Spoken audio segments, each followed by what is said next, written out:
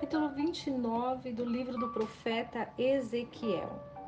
No 10º ano, no 10º mês, aos 12 dias do mês, veio a minha palavra do Senhor dizendo: Filho do homem, dirige o teu rosto contra Faraó, rei do Egito, e profetiza contra ele e contra todo o Egito.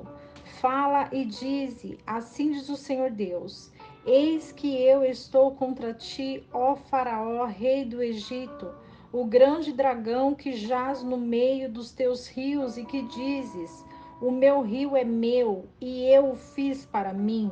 Mas eu porei anzóis em teus queixos e prenderei o peixe dos teus rios às tuas escamas.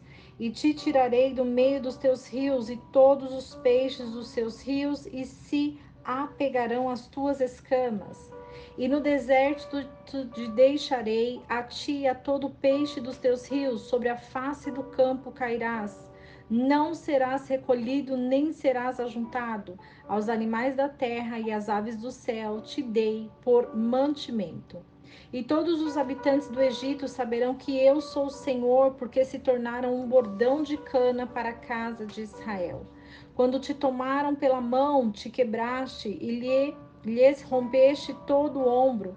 E quando se apoiaram em ti, te quebraste, tornando imóveis todos os seus lombos. Portanto, assim diz o Senhor Deus: Eis que eu trarei contra ti a espada, e separarei de ti homens e animais. E a terra do Egito será assolada e deserta, e saberão que eu sou o Senhor, porquanto ele disse: O meu rio é meu, eu o fiz. Portanto, eis que eu sou contra ti e contra todos os teus rios, e tornarei a terra do Egito em desertas e assoladas solidões, desde a torre de Sevene até os confins da Etiópia. Não passará por ela pé de homem, nem pé de animal passará por ela, nem será habitada por 40 anos. E tornarei a terra do Egito em desolação entre as terras assoladas, e as suas cidades entre as cidades desertas se tornarão em assolação por 40 anos. E espalharei os egípcios entre as nações e os dispersarei entre as terras. Porém, assim diz o Senhor Deus: ao fim de 40 anos ajuntarei aos egípcios dentre os povos entre os quais foram espalhados. E trarei os cativos do Egito e os farei voltar para a terra de Patros, a terra da sua habitação, e ali serão um reino baixo. Mais baixo se fará do que os outros reinos, e nunca mais se exaltará sobre as nações, porque eu os diminuirei, para que não dominem sobre as nações. E não terá mais a confiança da casa de Israel, confiança essa que me traria à memória a iniquidade de Israel quando se voltava a ele, à procura de socorro. Antes saberão que eu sou o Senhor Deus. E aconteceu que no ano 27, no primeiro mês, ao primeiro dia do mês, veio a minha palavra do Senhor dizendo: Filho do homem, Nabucodonosor, rei da Babilônia, fez com que o seu exército prestasse um grande serviço contra Tiro. Toda a cabeça se tornou calva e se pelou todo o ombro, e não houve paga de Tiro para ele, nem para o seu exército pelo serviço que prestou contra ela.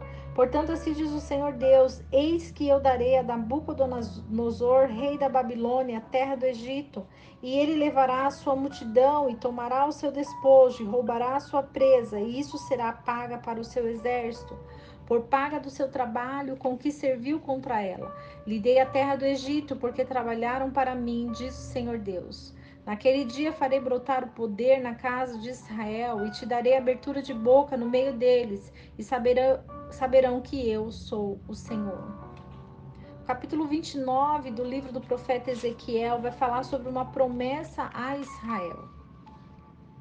O Senhor fala sobre juízo, juízo contra o Egito. E o que é o Egito? O que é a assolação, a desolação durante 40 anos para a terra do Egito? A terra do Egito é uma terra de escravidão. E o que é escravidão? Escravidão é quando eu me submeto a fazer algo que eu não quero, mas que eu necessito.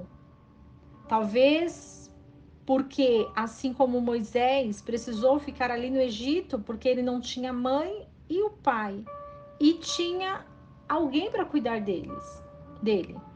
Então, como ele era cuidado, ele precisou ficar ali por necessidade. E muitas vezes nós, estando no Egito, nós ficamos em algum lugar por necessidade. Mas quando Deus nos levanta para sair dessa terra do Egito e ir para o deserto, é porque o Senhor quer trabalhar conosco. O Senhor, ele quer nos moldar porque a nossa consciência vai se elevando e nós vamos entendendo onde é o nosso lugar. Conforme nós vamos passar o tempo, conforme nós vamos avançando, conforme nós vamos evoluindo, conforme nós vamos obtendo conhecimento, nós compreendemos que a terra do Egito é uma terra onde nós não podemos permanecer. E por mais que seja uma terra de, entre aspas, facilidades, é uma terra onde nós estamos nos conhecendo. É uma terra onde nós estamos nos desenvolvendo para um chamado. O chamado de Moisés foi tão grandioso que Deus cuidou dele desde o ventre da mãe, onde queriam matar crianças e Moisés foi resgatado e ali tinha um plano do Senhor para a vida dele.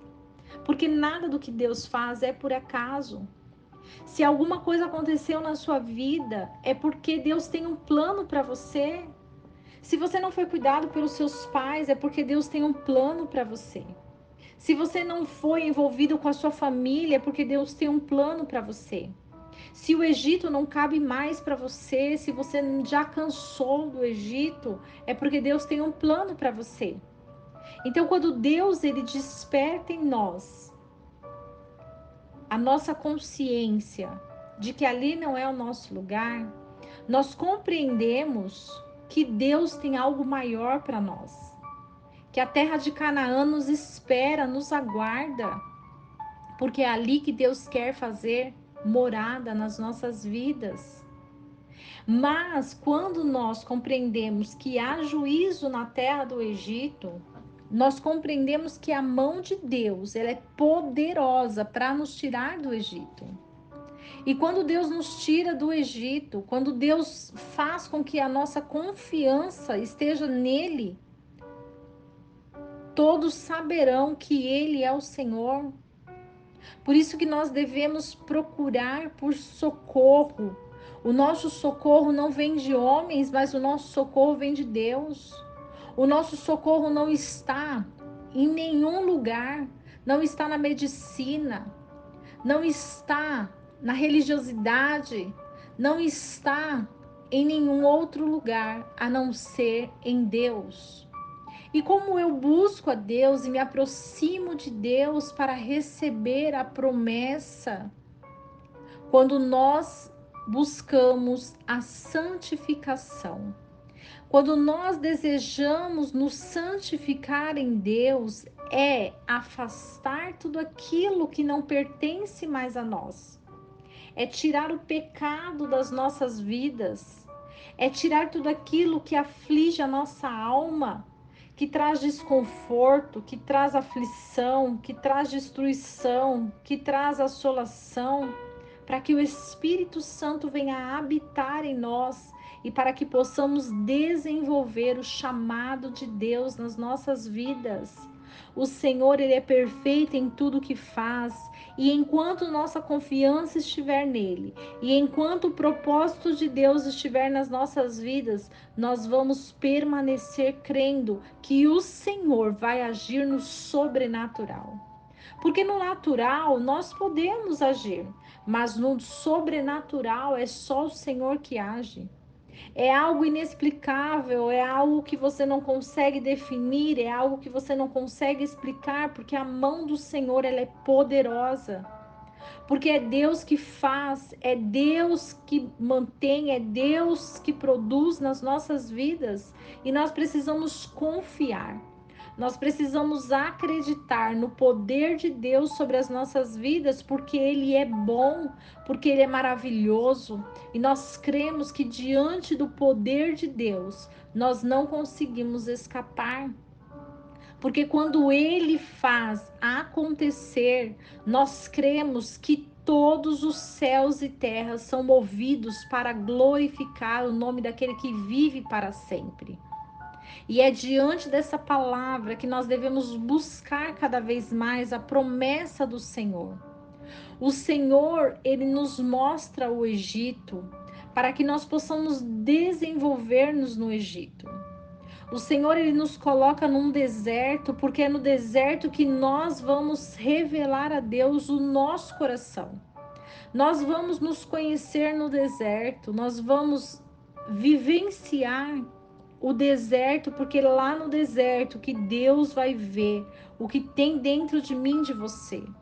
É no deserto que Deus nos separa, é no deserto que Deus nos molda, é no deserto que Deus nos capacita, porque é ali no deserto que nós vamos enxergar se estamos aptos ou não para viver o sobrenatural de Deus. E o sobrenatural de Deus é espera. O sobrenatural de Deus é crer. O sobrenatural de Deus é orar. O sobrenatural de Deus é jejuar. O sobrenatural de Deus é ler a palavra. O que você está fazendo no seu deserto? O que você está se alimentando no seu deserto? A nossa alimentação vem da palavra de Deus. Primeiramente, buscamos o alimento espiritual para que possamos ter forças para caminhar nessa terra. E o lado espiritual, se não estiver no pilar das nossas vidas, os outros pilares vão sofrer. O primeiro pilar que estabelece as nossas vidas é o pilar espiritual. Depois nós vamos partir para o pilar emocional. Depois nós vamos partir para o pilar físico e mental. O mental significa tudo aquilo que eu vejo. Na fisicalidade, tudo que eu vejo, tudo que eu ouço, tudo que eu como, tudo que eu respiro, vem para dentro. E aí a minha mente é ativada e dentro da minha mente eu consigo gerenciar as minhas emoções. Porque no mundo nós vamos ter aflições. Isso Jesus já deixou bem claro para nós. Nós estamos num mundo onde é governado por Satanás. Nós estamos num mundo onde Satanás impera, as trevas. Porém, nós precisamos buscar a luz para que possamos ser luz no meio das trevas. E como que eu vou buscar essa luz? Através da palavra de Deus. Eu só sou luz quando eu compartilho a palavra de Deus. O que eu tenho compartilhado? O que eu tenho anunciado?